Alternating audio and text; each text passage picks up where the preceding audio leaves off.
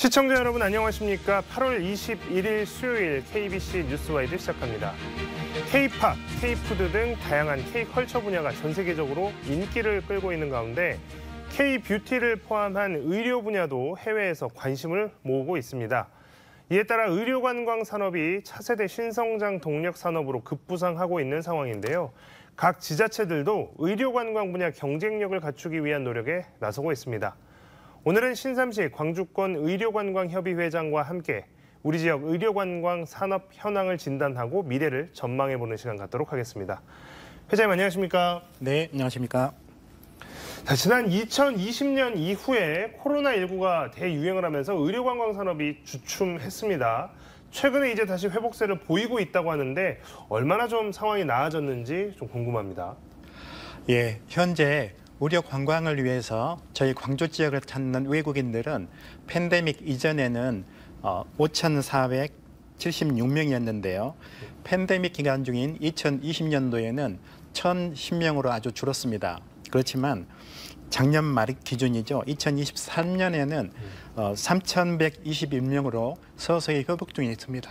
네, 방금 이제 말씀해 주신 수치로만 보면 팬데믹 바로 이전에 비하면 한 60% 정도 회복이 된 상황이다 이렇게 볼 수 있을 것 같은데요. 네. 자, 의료 목적으로 광주를 찾는 외국인 환자는 어느 나라에서 어떻게 알고 왔을까 좀 많이 궁금합니다. 그리고 실제로 광주를 많이 오는지도 궁금한데 어느 나라 환자들이 많이 광주를 찾는지 또 많이 찾는 진료 분야는 또 어떻게 되는지 궁금합니다. 예, 그런 코로나 이전에는 중국, 러시아에서 굉장히 많이 왔었습니다. 근데 최근에는 뭐 정치적인 이유 때문이겠죠. 제일 많이 오는 데는 몽골인데요. 내원 중에 21%가 몽골이고요. 그 외에 이제 태국이라든가 베트남에서 한 17% 정도. 그래서 그런 나라에서 많이 오고 있는 형태입니다. 실제로 이제 이분들이 오면 어느 진료과를 많이 찾는지 이제 이 부분도 좀 설명을 해주시죠. 세계인의 마음을 사로잡는 게 아까 K-팝, K-뷰티라고 했는데요. 또 K-의료 기계에 또 관심이 많이 높습니다. 그런 덕분인지 한국을 찾는 해외 의료 관광객 중에서 피부과가 35%로 제일 높고요. 그다음에 성형외과를 찾는 것이 한 17%, 이런 식으로 미용 성형외과가 절반 이상을 차지하고 있습니다. 역시 이제 뭐 K-뷰티라고 하는 표현도 이제 굉장히 많이 쓰이고 있는데 그런 쪽과 관련해서 의료 산업, 의료를 받기 위해서, 의료 서비스를 받기 위해서 많이 한국을 찾고 있다, 또 광주를 찾고 있다 이렇게 볼 수 있을 것 같습니다. K-뷰티 말씀해 주셨는데요. 이렇게 K-뷰티가 세계적으로 각광을 받는 이유는 어떤 점 때문이라고 생각을 하시나요? 네, 우리나라의 인재들이 의료 분야에 많이 유입이 되면서 의료가 굉장히 발전을 했고요. 또 미용 성형 효과가 아주 세계적으로 이제 소개가 되면서 세계인의 관심을 끌고 있는 상태입니다. 특히나 이제 항공권이나 숙소 등 여행비를 상쇄하더라도 자기 나라에서 치료한 것보다 훨씬 저렴하게 치료할 수 있다라는 것이 한 메리트가 됐고요. 최근 CNN에서 소개된 바가 있는데 미국 뉴욕에서 3박 4일로 국내에 와서 여러 시술들을 다 받고 귀국을 했는데 그 모든 경비를 합쳐도 미국보다 훨씬 싸고 효과적이다. 그래서 CNN에 소개했던 그런 바가 있습니다. 네, 이게 아까 뭐 여행비를 상쇄하고도 남을 정도로 우리나라 이제 의료비, 그 의료질은 굉장히 높은데 또 의료 비용은 현격하게 싼. 이 뷰티에 관심 있는 분들이라면 당연히 우리나라를 찾을 수밖에 없을 정도로 이렇게 좋은 조건을 갖고 있는 상황이네요. 맞습니다. 자, 그렇다면 우리 지역의 뷰티 분야 의료 인프라 수준도 궁금합니다. 우리 광주 지역 같은 경우에 어느 정도로 우리가 평가를 할 수 있을지 좀 궁금하고 지역에서도 뭐 여전히 서울 쪽으로나 피부 성형 시술을 위해서 찾아가는 경우도 좀 많지 않나 싶은데 우리 지역도 수준이 어느 정도나 될까요? 네, 광주에도 아시다시피 유명한 피부과 성형외과들이 아주 많습니다. 저희 병원만 보더라도 국내에서 가장 많은 최신 레이저 장비를 보유하고 있거든요.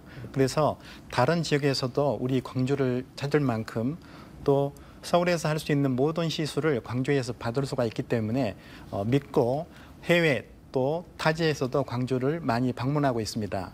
특히나 이 K-뷰티와 마찬가지로 K-의료라는 것이 해외에 굉장히 지금 각광을 받고 있습니다. 레이저라고 하면 대부분 국내에서는 수입을 했던 게 지금까지의 추세였습니다만은 15년을 전후로 해서 최근에는 국내 레이저 업계가 세계 레이저 시장의 한 절반을 차지할 정도로 아주 많아졌습니다. 또 높은 이 퀄리티로 고가에 팔리고 있거든요. 그리고 우리 지역에서도 보면 광주에서 만든 네오스컬프라는 것이 있는데요. 이 장비도 대부분 우리 탄력 치료라고 하는 레이저 시술들이 피부층을 치료하는 것으로 지금 개발이 되어 있습니다만은 피부층을 치료한다고 해도 팔자주름 심술보가 레이저만으로는 해결이 잘 안 되는 것이 사실입니다. 거기에 착안을 해서 실질적인 리프팅이라고 하는 피하 지방층의 콜라겐을 만들어주는 그런 치료를 개발함으로써 기존의 치료가 힘들었던 팔자주름, 심술보, 또 이중턱을 효과적으로 치료할 수 있는데요. 그런 장비를 우리 광주에서 만들어냈습니다. 네. 그러니까 이게 지금 그 우리나라 자체가 뭐 성형이라든지 피부라든지 이런 흔히 말하는 K-뷰티와 관련해서 굉장히 세계적으로 앞서 있는 상황인데 그 중에서도 우리 지역 광주가 이것이 분명히 산업적으로도 인프라가 잘 갖춰져 있고 성공할 수 있는 조건들이 좀 갖춰져 있는 것 같습니다. 방금 이제 말씀하신 것처럼 서울에서 받을 수 있는 모든 시술 같은 경우도 광주에서 다 받을 수 있는 데다가 또 장비나 이런 것들을 갖추고 있는 것도 훌륭해서 다른 지역, 다른 나라에서 광주까지 얼마나 충분한 이유가 되는 것 같고요.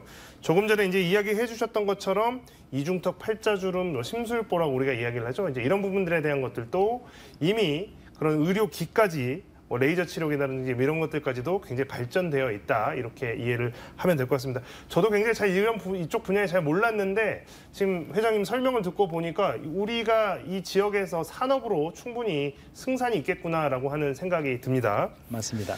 네, 작년이었습니다. K-뷰티 의료 체험을 위해서 광주를 불가리아 기자단이 찾아왔었습니다. 그때 한 기자의 피부암을, 그러니까 불가리아 기자의 피부암을 이렇게 소개를 하시면서 직접 발견하셨던 이야기 이런 것도 굉장히 언론을 통해서 좀 알려지고 했었는데요. 그 이야기도 좀 해주시죠. 한국기자협회와 저희 광주권 의료관광협회가 MOU를 맺었습니다. 그 일환으로 불가리아 신문, 방송, 기자단 5분을 초대를 했는데요.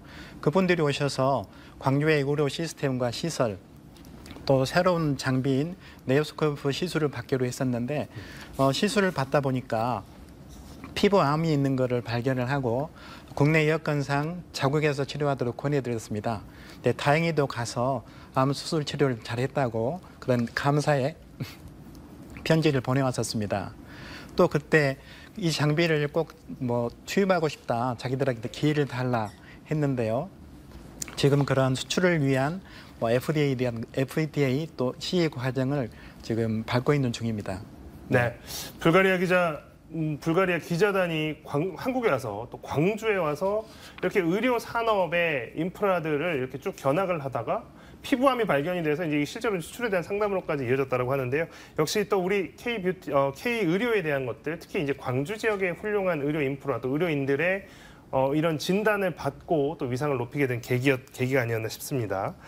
자, 지역의 미래 산업으로 의료 관광 어떻게 전망을 할 수 있을까요? 서울이나 수도권도 그렇고 부산, 울산, 경남권도 그렇고 이제 국내 경쟁력도 인프라가 많고 인구가 많다 보니까 그쪽과 과연 경쟁해서 이길 수 있을까라는 생각도 좀 드는데 우리 지역의 미래 산업으로서 의료 관광의 수준, 그 경쟁력 어떻게 이해하면 되겠습니까?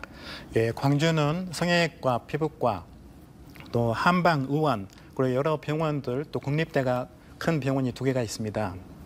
그런 다양한 의료 분야에서 경쟁력 있는 인프라를 이미 갖추고 있기 때문에요. 국내외 의료 관광객을 충분히 유치할 수가 있습니다. 뿐만 아니라 우리 지역, 특히 광주 전남은 우리나라의 전통 문화와 또 자연 경관이 잘 보존되어 있습니다. 그래서 이런 의료와 지역 관광 사업을 같이 매치를 해서 그런 프로그램을 만들게 되면 다른 시도에서 할 수 없는 그런 인프라를 만들 수가 있습니다.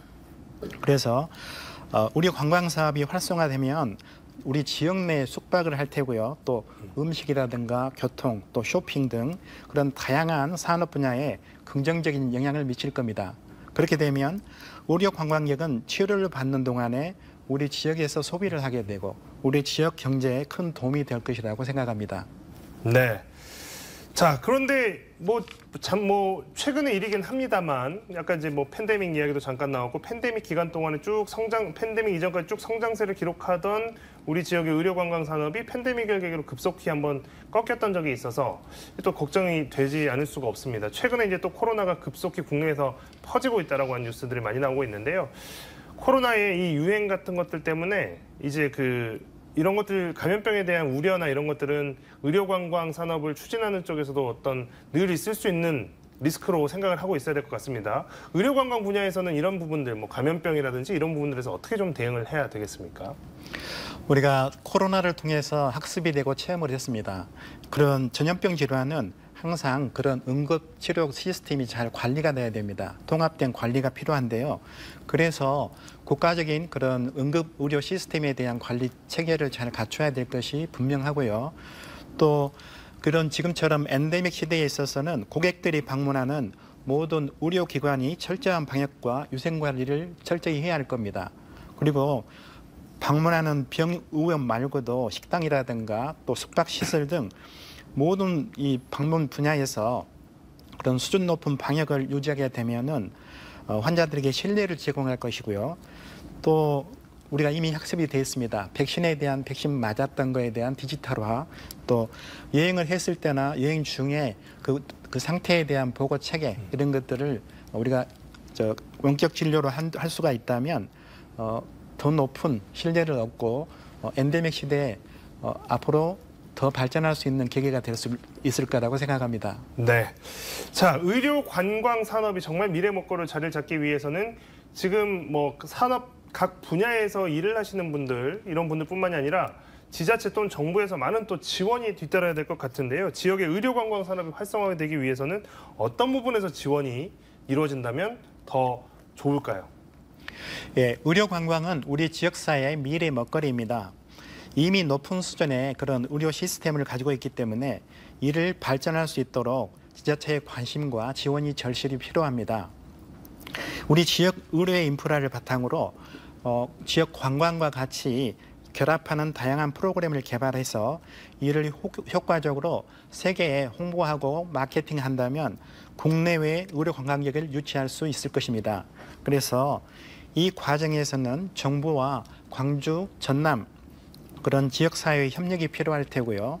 또 하나는 그런 지속적인 서비스를 우리가 더 낮게 개선해 나가야 될 것이고 해외 네트워크 구축을 통해서 그런 중요한 역할들을 서로 컨트롤할 수 있는 그런 기관들이 필요할 거라고 생각합니다. 네. 자, 오늘 신삼식 광주권 의료관광협의회장과의 이야기는 여기까지 듣도록 하겠습니다. 회장님, 이야기해 주셔서 감사합니다. 감사합니다.